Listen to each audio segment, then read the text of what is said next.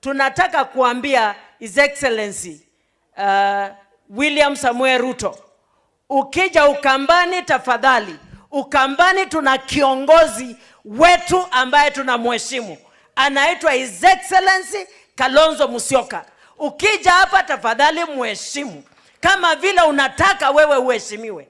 Na juzi niliongea pale Mumbuni na nikasema ukisikia mtoto akitukanana amesikia mamake na babake wakitukanana. Na kwa sababu wewe kama baba wa taifa ambaye sasa wewe ndio unasimamia, unatufunza matusi, na tunataka kukuambia hapa Ukambani na Rikiji na viongozi wale wengine wote hakuna mjinga. Na sisi kama watoto umetufunza matusi, na tunataka kukuambia kama hawa ni wajinga, wewe ndio mjinga ule mkubwa.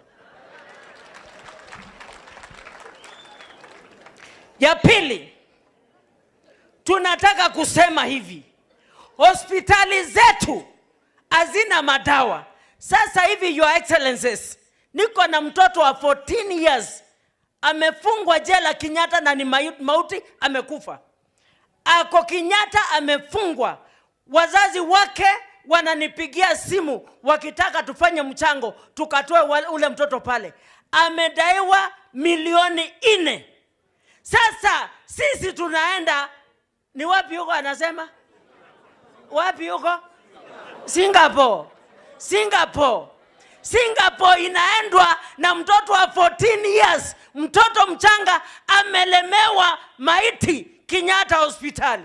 Your Excellencies, tusaidieni tutoe huyu mtoto tukazike. Kwanza hiyo ndio ile kazi kubwa unastahili kufanya wewe kama kiongozi wa taifa hili pamoja na waziri wa health Duale. Muangalie, maana hii SHA haifanyi kazi.